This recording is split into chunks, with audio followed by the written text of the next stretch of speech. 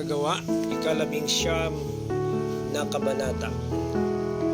Habang nasa Korinto si Apolos, tinahak naman ni Pablo ang mga dakong bulubundukin ng lalawigan hanggang sa siya'y makarating sa Efeso. Natagpuan niya roon ang ilang alagad at sila'y tinanong niya, "Tinanggap ba ninyo ang Espiritu Santo ng kayo sumampalataya?" "Hindi po, ni hindi namin narinig na may Espiritu Santo pala," tugon nila. "Kung gayon, sa ano kayo nabautismuhan?" tanong niya. "Sa bautismo ni Juan," tugon naman nila. Kaya't sinabi ni Pablo, binabautismuhan ni Juan ang mga tumalikod sa kasalanan. Ipinangaral niya ang pagsisisi sa mga Israelita upang sila'y sumampalataya kay Jesus, ang dumarating na kasunod niya. Nang marinig nila iyon, nagpabautismo sila sa pangalan ng Panginoong Jesus.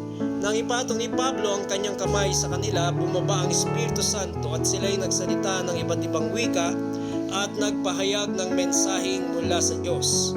Humigit kumulang sa 12 lalaki ang nagpabautismo. Sa loob ng 3 buwan, si Pablo'y pumapasok sa sinagoga at buong tapang na nagpapaliwanag sa mga naroon at inikayat niya ang mga tao na magpasakop sa paghahari ng Diyos. Ngunit may ilan sa kanila na nagmamatigas at ayaw sumampalataya at nagsasalita pa sila ng masama laban sa daan sa harap ng kapulungan. Kaya tiniwan ni Pablo ang sinagoga kasama ang mga mananampalataya at nagpatuloy ng kanyang pangaral araw-araw sa paaralan ni Tirano. Tumagal siya roon ng 2 taon, kaya't ang lahat ng naninirahan sa Asya, maging Hudyo o Grego, ay nakarinig ng salita ng Panginoon. Gumagawa roon ang Panginoon ng mga pambihirang himala sa pamamagitan ni Pablo. Kahit panyo o damit na kanyang ginamit ay dinadala sa mga may sakit. Gumagaling naman ang mga ito at lumalayas ang masasamang espiritong nagpapahirap sa kanila. May ilang Hudyo roon na naglilibot at nagpapalayas ng masasamang espiritu. Pinapangahasan nila ang gamitin ang pangalan ng Panginoong Hesus sa pagpapalayas ng masasamang espiritu sa mga sinasapian ng mga ito. Sinabi nila, "Sa pangalan ni Jesus na pinapangaral ni Pablo, inuutos ko sa inyo, lumabas kayo."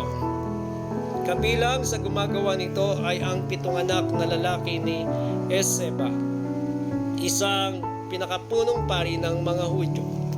Subalit sinagot sila ng masamang espiritu, "Kilala ko si Jesus, kilala ko rin si Pablo, ngunit sino ba kayo?"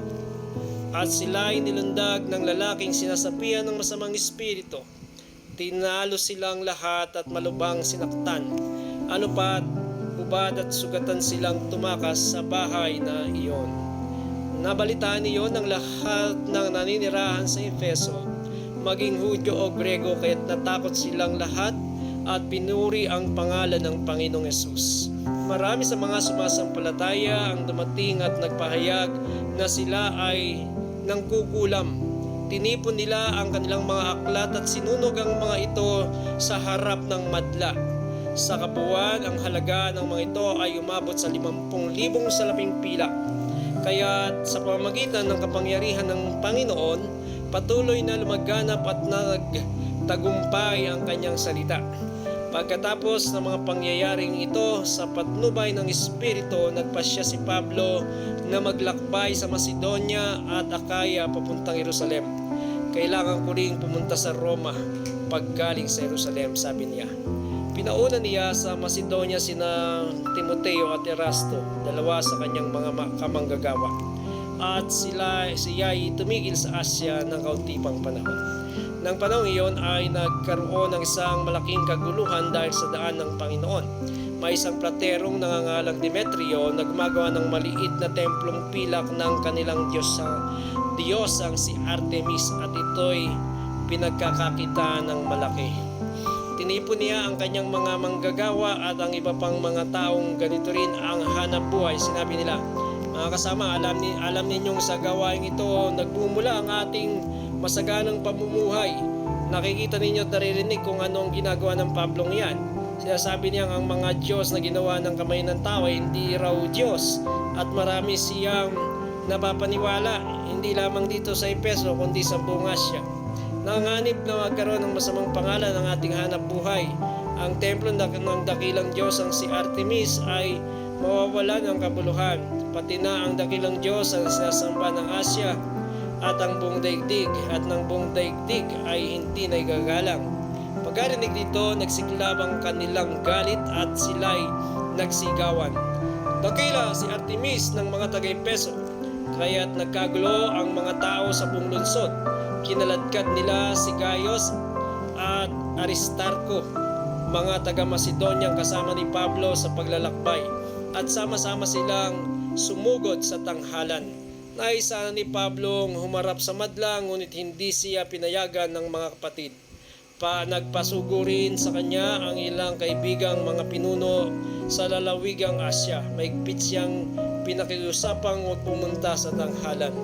Magulong-magulo ang kapulungan, may sumisigaw ng isang bagay at ang iba naman. Hindi alam ng karamihan kung bakit sila nagkakatipon-tipon doon. Inakala ng ilang naroon na si Alejandro ang dahilan sapagkat siya ang binungad ng mga Hudyo sa madla. Sumenya si Alejandro sa mga tao na tumahimik upang siya'y makapagpaliwanag. Subalit nang makilala nilang siya isang Hudyo, sabay-sabay silang sumigaw sa loob ng 2 oras, "Dakila si Artemis na mga taga-Efeso!" Sa wakas dumating ang punong bayan at pinatahimik ang mga tao at kaniyang sinabi, "Mga taga-Efeso, sino ba ang hindi nakakalam na ang lungsod ng Efeso ang siyang tagapag-ingat ng templo ng dakilang Artemis? Sino hindi nakakalam na ang banal na batong ito ay mula sa langit? Hindi maaaring pabulaanan ni naman ang mga bagay nito. Kaya tuminahon kayo, huwag kayong magpabigla-bigla. Hindi naman nagnanakaw sa templo ang mga taong dinala ninyo rito. Hindi rin nila nilalait ang ating Diyosa. Kung si Demetrio at ang mga platerong kasama niya ay may reklamo laban sa kanino man, bukas ang hukuman at may mga hukom tayo. Doon sila magsakdal. Ngunit kung may iba pa kayong habol, maaaring pag-usapan yan sa isang pangkalahatang pagpupulong ng mamamayan ayon sa batas.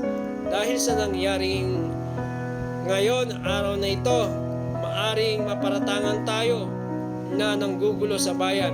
Walang sapat na dahilan o katwiran ang kaguluhan ito. Pagkatapos, pinauwi na ng punong bayan ang mga tao.